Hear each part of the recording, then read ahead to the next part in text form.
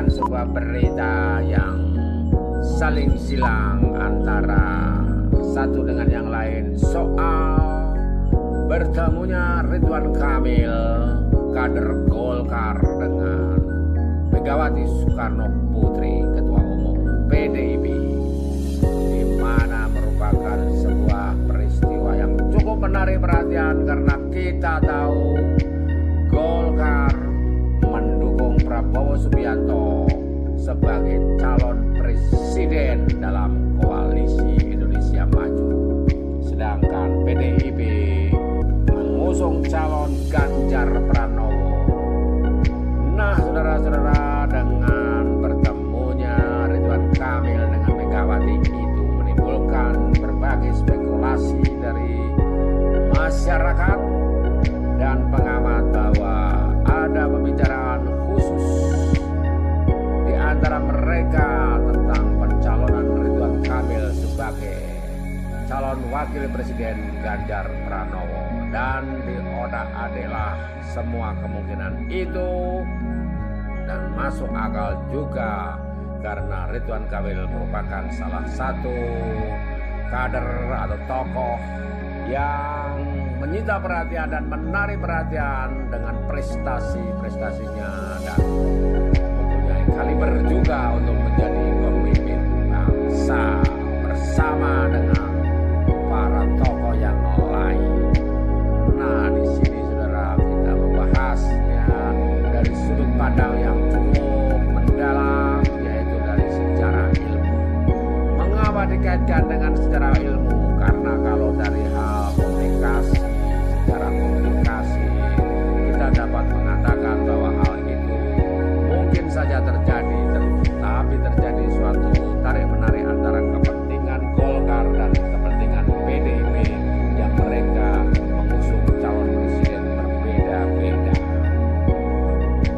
Nah, kalau dari segi komunikasi itu ada istilahnya perlu konfirmasi di antara dua sisi, dua pihak yang berbeda dan berhadapan itu, untuk kita dapat mengetahui apa sebetulnya yang terjadi di antara mereka. Nah, tentang hal ini, konfirmasi berita ini dengan menampilkan sumber-sumber yang terkait dengan hal itu tadi sudah ditayangkan. Kita sudah cukup mengambil kesimpulan bahwa sebetulnya di situ Ridwan Kamil tidaklah dicalonkan sebagai calon wakil presiden Ganjar Pranowo. Kita tahu dari pihak Hasto, Sekjen PDIP, mengatakan tertentu, lantas netizen berpendapat tertentu, lantas Ridwan Kamil sendiri juga mengatakan tertentu,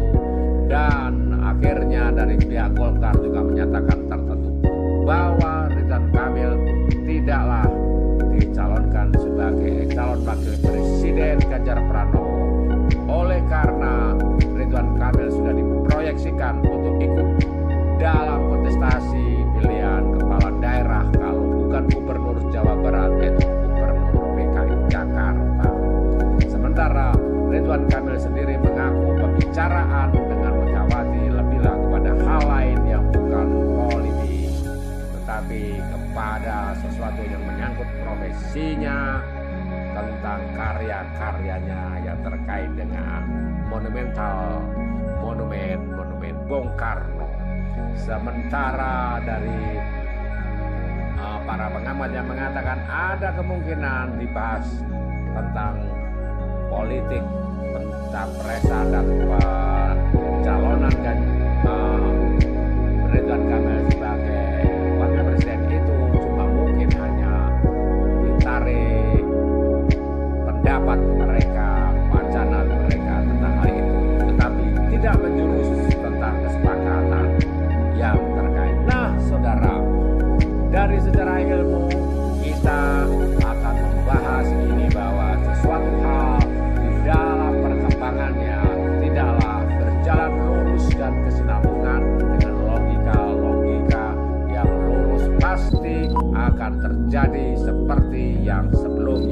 biasanya kalau ada pertemuan pencarian itu lebih karena ada latar belakang saat itu ada suatu paham bahwa calon presiden dan calon wakil presiden dapat dibicarakan tertentu dalam forum itu, dan ini akan terkait terus mengalir, pembicaraan pasti akan mengenai hal itu. Tetapi ternyata tidak demikian. Justru oleh karena ada perbedaan pendapat antara satu dengan orang yang lain itu, maka kita dapat mengambil suatu pemahaman bahwa yang terjadi pada masa saat sekarang di mana pertemuan itu berada belum tentu semata-mata oleh karena pembicaraan atau wacana lingkungan sekitar dan hal-hal yang terjadi pada saat ini dibicarakan, yaitu ada pengusungan calon presiden. Ganjar sendiri belum punya calon wakil presiden, maka ada tokoh yang dibicarakan lembaga survei untuk terkait dan dapat mempunyai peluang menjadi calon wakil presiden karena elektabilitasnya tinggi. Maka dengan demikian, dengan sendirinya maka Ridwan akan menjadi calon wakil presiden. Ternyata tidak demikian. Apa yang terjadi tidaklah seperti yang terjadi sebelumnya. Ada faktor-faktor ruang dan ada faktor waktu. Kalaupun ada kemungkinan hal itu dibicarakan dan tidak menguat menyeluruh tentang hal itu, tetap ini dapat menjadi suatu koreksi bahwa sesuatu hal yang terjadi dalam ilmu, di dalam segala hal pasti ada koreksi, dan di dalam koreksi itu maka kita dapat menemukan pemikiran bahwa dalam pencarian tentang kebenaran tentang Ganjar memilih Ridwan Kamil itu adalah kebenaran yang patut diwacanakan, diperdebatkan. Mungkin itu keliru pembahasan tentang hal itu, tetapi ini sendiri dapat menuntun kita untuk mencari cara kemudian bahwa sebetulnya memang ada cara-cara khusus untuk mencari kebenaran tentang siapa calon wakil presiden dari Ganjar Pranowo.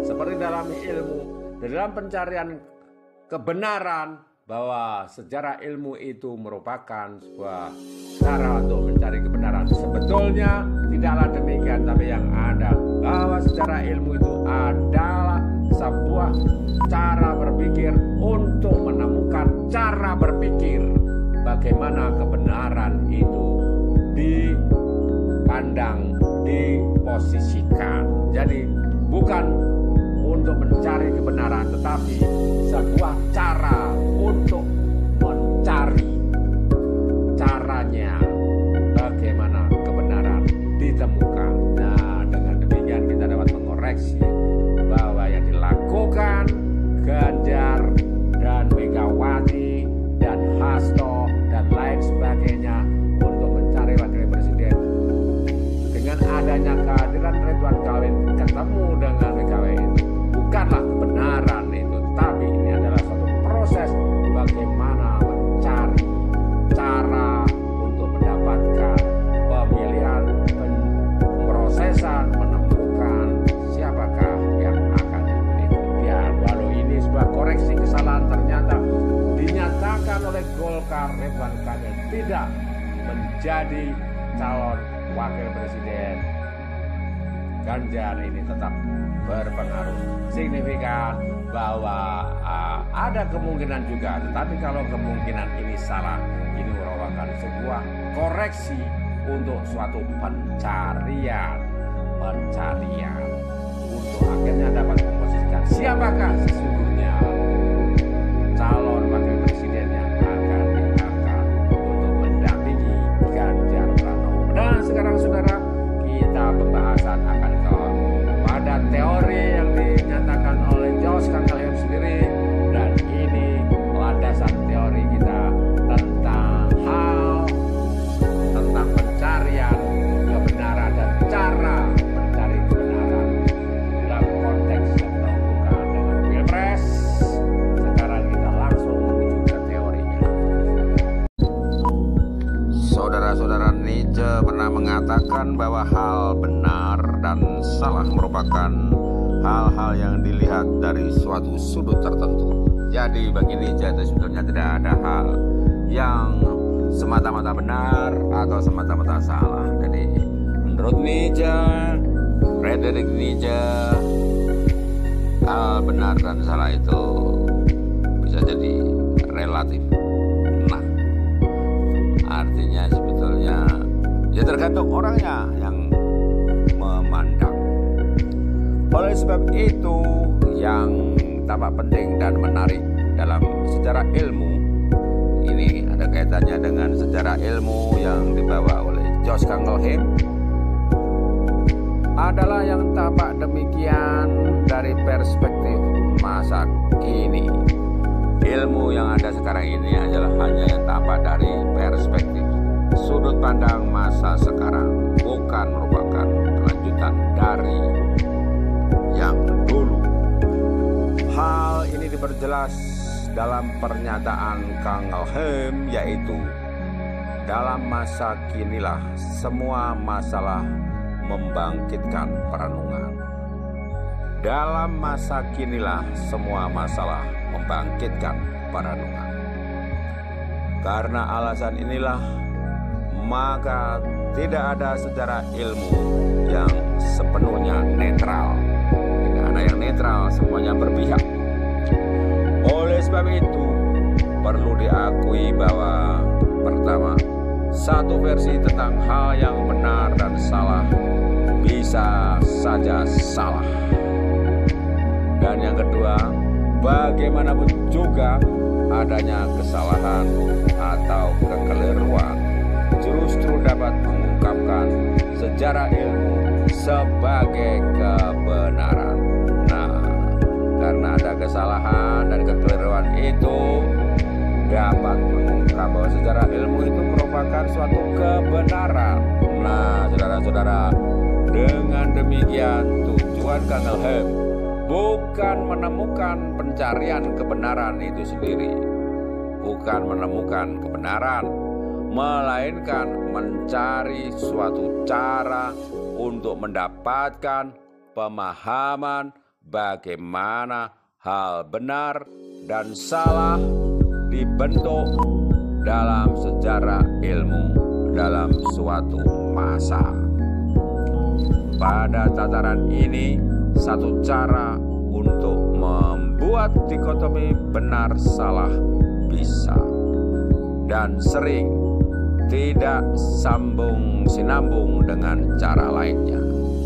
Singkatnya, ketidaksinambungan memaksa kita untuk melihat sejarah ilmu sebagai sederetan koreksi diri yang dilakukan oleh ilmu itu sendiri.